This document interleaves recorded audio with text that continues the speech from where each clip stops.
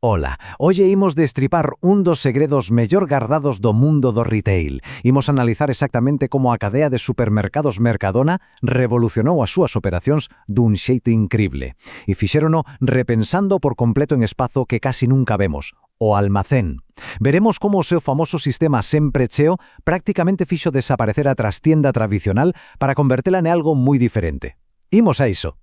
Para arrancar, fagámonos unha pregunta moi sinxela pero reveladora. Onde está realmente o inventario? Cuando imos facer a compra, vemos andés cheos, luces, cores, todo moi bonito, pero detrás desas famosas portas opacas de vaiven escóndese un mundo paralelo. Históricamente, eses espacios invisibles, eses almacéns escuros, foron o motor e tamén o peor pesadelo logístico dos supermercados, así que hoxe imos quitar a vista dos corredores brillantes e imos acender a luz desa zona oculta. Isto levamos directos á primeira gran clave desta análise, a trampa do almacén e o seu dilema operativo oculto. Imos entender ese problema fundamental ao que calquera tenda tradicional se enfrenta a diario. Pero claro, para entender a magnitude do problema, primeiro hai que ver os números. Mercadona non é precisamente pequena. Falamos dunha escala masiva. Máis de 1.600 tendas, un 25% de cota de mercado en España e un ecosistema moi estricto dunhas 8.000 referencias, todo sostido por esa innegociable filosofía de prezos baixos sempre. Cando se traballa este tamaño titánico, cualquera ineficiencia na trastienda, por minúscula que pareza, multiplícase exponencialmente hasta custar millóns. Simplemente, non hai marxe para o erro. E aquí ven a famosa dobre trampa do sector. É un paradoxo brutal. Por unha banda, temos o gran terror de calquera comerciante, a rotura de stock no andel. Un oco valero significa vendas perdidas e un cliente que marcha frustrado. Pero pola outra, temos o mal silencioso, o exceso de inventario na trastienda. Pode darse a situación totalmente irracional de que non haxa paquetes de arroz á vista do público, mentres no almacén hai palés enteiros mortos de risa, caducando e ocupando espazo simplemente porque a ninguén se lle ocorreu sacalos. É basicamente capital morto. Entón, como se intentaba amañar isto antigamente? Pois con un método que hoxe nos parece prehistórico, o famoso cálculo a ollo. O proceso era así. Paso 1. Un traballador daba un paseo físico polos corredores. Paso 2. Detectaba visualmente que faltaban latas de atún. E paso 3, o peor de todos, adiviñaba canto facía falta repoñer.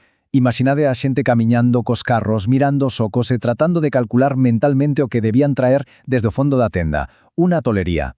O resultado deste método a ollo era un auténtico caos. Para empezar, as reposicións facíanse a destempo e con cantidades equivocadas. Pero o que de verdade arruinaba a experiencia da compra eran eses enormes carros obstinados bloqueando o paso xusto cando íamos escoller os xogures. Lembrádelo, verdade?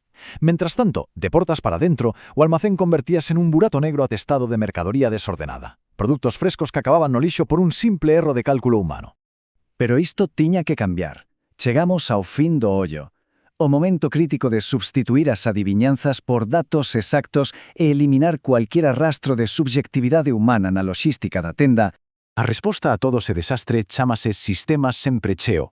E non falamos de robots de ciencia ficción. É un modelo de reposición brillante e hiperpragmático impulsado puramente polos datos da caixa en tempo real.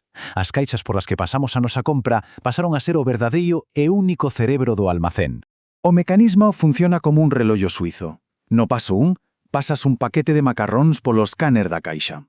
Inmediatamente, no paso 2, o sistema informático compara de forma automática o que debería quedar no andel cuns niveis mínimos predefinidos. E se baixa dese mínimo, pasamos ao paso 3. Xérase a instante unha orde de reposición milimétrica para o almacén. Acabouse iso de «eu creo que faltan 2 paquetes». O sistema exixe a trastienda exactamente a cantidade que acaba de sair pola porta. Continuamos vendo como o sistema sempre cheo orquestra a disposición perfecta da tenda, porque os datos sós non fan maxia se o espazo non os acompaña. Para que o sistema boe, o terreo de xogo divídese en dúas zonas estratégicas. A zona quente, que son áreas de alto tránsito, produtos frescos e compras por impulso, onde a actividade de reposición ten que ser frenética. E a zona fría, que é para as compras máis planificadas como deterxentes, onde o ritmo é moito máis relaxado. Esta división intelixente fai que o sistema e o almacén xa saiban exactamente cando e canto esforzo van demandar en cada metro cadrado do supermercado. Todo está calculado. E para rizar o rizo, entran en acción os planogramas. Son uns deseños xeométricos superprecisos que asignan un número exacto de caras ou envases visibles a cada produto, baseándose en cuánto se venden. Isto é un antes e un despois para a xente da trastienda. Significa que saben con total exactitud matemática a cantidade que cabe nun andel sen desbordalo. Cada lata de tomate ten as súas coordenadas. O crebacabezas encaixa perfectamente. Todo isto levamos o corazón da nosa análise, o almacén invisible. Imos ver como, ao aplicar estas ferramentas, consiguen esfamear de stock a trastienda ata transformala. Aquí está a gran mudanza, a verdadeira maxia, o horario de reposición. O modelo tradicional consistía en repoñer en horario de apertura, fastidiando ao público con eses carros no medio, pero a estrategia de Mercadona di que a reposición faise a tenda pechada, trabállase de noite ou de madrugada. Cal é o resultado? Pois cero interferencias. Cando entramos pola mañá, os corredores están impolutos, a ninguén lle estorban e a productividade da tenda dispárase. E olio a esta xenialidade que é unha anécdota loxística espectacular. A técnica do dropping shipping. En lugar de que un traballador perda o seu tempo sacando un yogur tras outro para aliñalos bonito no andel, co dropping collen a caixa enteira, plántanla no oco que lle toca e simplemente arrincanlle o cartón exterior. Xa está. É un xesto tan sensillo que aforra horas incalculables de manipulación. Os produtos colócanse en bloque e casi nin tocan o chan do almacén. Entón, se metemos todo na batedora, as entregas diarias do camión, a rapidez do dropping e as ordes exactas do sistema, que nos queda? Pois que o almacén hinchado e caótico desaparece por completo. Deixa de ser un rocho lúgubre onde a mercadoría se esquece e colle pó. Convértese nun simple centro de tránsito hipereficiente. A mercadoría entra pola porta de atrás e sae voando para o andel. O almacén, literalmente, esfúmase.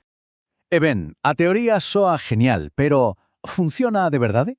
Pasemos aos resultados que baten récords. Imos ver eses datos duros que demostran que deixar o almacén baleiro é un éxito total. Os números son unha auténtica tolería. Fixadevos nisto, mentras a media dos competidores loita por manter un nivel de servicio que ronda o 92 ou 95%, Mercadona crávase nun incrible 98% de xeito rutineiro. A rotura de stock queda por debaixo do 2%, moi lonxe do 5 ou 8% da competencia. E o dato rei, a rotación de inventarios supera as 12 veces o ano, prácticamente o doble de velocidade que o resto do sector. É unha máquina imparable. Quero deter a nosa análise en un segundo neste número. 98%. É crucial que o entendamos. Significa que de cada 100 artigos que imos buscar a tenda, 98 están ali agardando por nós, xusto no momento en que os necesitamos. Acadar unha disponibilidade tan brutal e facelos en ter un cuarto traseiro atellado de caixas de seguridade é o verdadeiro milagre operativo do sistema sempre cheo. E o outro dato rompedor é este maior a 12, que o stock dé a volta completa 12 veces ao ano é a proba do algodón desta estrategia. A esta velocidade extrema de rotación é físicamente imposible que un alimento fresco se estrague esquecido no almacén ou que o capital da empresa quede ali estancado. É un fluxe continuo e perfecto. Imos rematar cunha pregunta para darlle unhas voltas. Se a verdadeira batalla polas vendas se gaña aí fora, á vista de todos no andel, que sentido ten acumular montañas de cousas escondidas nun almacén? A lección que tiramos desta explicación vale para calquera sector.